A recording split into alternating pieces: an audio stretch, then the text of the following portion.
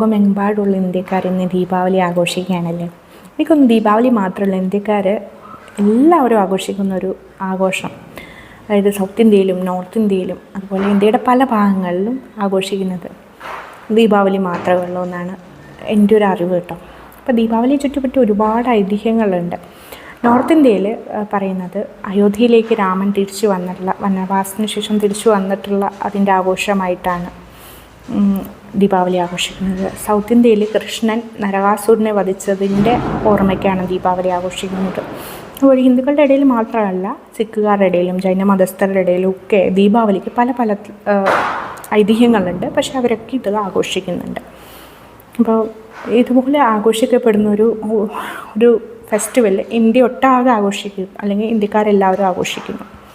അപ്പോൾ ഇതിൻ്റെ പ്രധാനപ്പെട്ട ഐതിഹ്യം എന്തോ ആയിക്കൊള്ളട്ടെ, ഇതിൻ്റെ പ്രധാനപ്പെട്ടമായിട്ട് നമ്മൾ പറയുന്നത് എന്താ, ഇരുട്ടിനെ വെളിച്ചം, പ്രകാശം വിജയിച്ച ദിവസമാണ് ദീപാവലി. അതുകൊണ്ടാണ് നമ്മൾ പടക്കം പൊട്ടിച്ചും ദീപം തെളിയിച്ചും സ്വീറ്റ്സ് കൊടുത്തുമൊക്കെ ദീപാവലി ആഘോഷിക്കുന്നത്. അപ്പം നമ്മളൊക്കെ ആലോചിക്കണം, നമ്മുടെ ഉള്ളിൽ തന്നെ ഇരുട്ടും വെളിച്ചവും ഉണ്ട്. വെളിച്ചം എന്നുള്ളത് നമ്മുടെ അറിവാണ്, വെളിച്ചമാണ് അല്ലേ, അറിവ് വെളിച്ചമാണ്. അതുപോലെ ഇരുട്ടെന്ന് പറയുന്നത് നമ്മുടെ പലതരത്തിലുള്ള അനുഭവങ്ങളുണ്ടാവും, തിന്മകളുണ്ടാവും, നമ്മളെ ചില ചിന്തകൾ, ഇതെല്ലാം ഇരുട്ടിനെ സൂചിപ്പിക്കുന്നു. അപ്പം നമുക്ക് തന്നെ നമ്മളുടെ ഉള്ളിലേക്ക് നോക്കി ആ ഇരുട്ടിനെ നമ്മളുടെ അറിവാകുന്ന പ്രകാശം കൊണ്ട് വിജയിക്കാൻ എല്ലാവരെയും ആശംസിക്കുന്നു. പിന്നെ അതുപോലെ നമ്മളുടെ ജീവിതത്തിൽ ഉണ്ടാകുന്ന അനുഭവങ്ങൾ, ചില അനുഭവങ്ങൾ നമുക്ക് വളരെയധികം സന്തോഷമായിരിക്കും തരുന്നത്, ചില അനുഭവങ്ങൾ നമ്മൾ വളരെയധികം വിഷമിപ്പിക്കും, ചില അനുഭവങ്ങൾ നമുക്ക് പോലും അറിയില്ല അത് നമുക്ക് സന്തോഷമാണോ കൊണ്ട് തരിക, സങ്കടമാണോ കൊണ്ട് തരിക.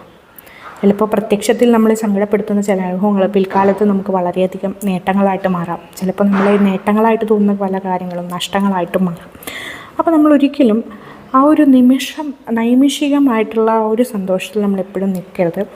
നമ്മളെപ്പോഴും ആത്യന്തികമായിട്ട് എന്താണോ നമ്മൾക്ക് സ്യൂട്ടാവുന്നത് അതിനേക്ക്, അതായത് പോസിറ്റിവിറ്റി എപ്പോഴും എന്ത് കാര്യത്തിലും. ഇപ്പോൾ ഞാനും അത്തരത്തിലൊരു സിറ്റുവേഷനിലൂടെ കടന്നു പോയിക്കൊണ്ടിരിക്കുകയാണ്. ഞാൻ എൻ്റെ പുതിയ ഇൻസ്റ്റിറ്റ്യൂട്ടിൽ സീനിയർ നഴ്സിംഗ് ഓഫീസറായിട്ട് ജോയിൻ ചെയ്തിട്ട് ഇപ്പോൾ ഏകദേശം 2 മാസമായി. ഇപ്പോഴും എനിക്ക് ആ ഒരു അഡ്ജസ്റ്റ്മെൻറ്റ്, അല്ലെങ്കിൽ എൻ്റെ പഴയ ഇൻസ്റ്റിറ്റ്യൂട്ടിനോട് ഞാൻ കമ്പയർ ചെയ്തുകൊണ്ടിരിക്കുകയാണ്. ഇവിടെ എങ്ങനെയാണ്, ഇവിടെ അഡ്ജസ്റ്റ് ചെയ്യാൻ പറ്റില്ല, പല കാരണങ്ങൾ കൊണ്ട് കേട്ടോ. അതൊക്കെ ഞാൻ ഇനിയൊരു വീഡിയോയിൽ പറയാൻ.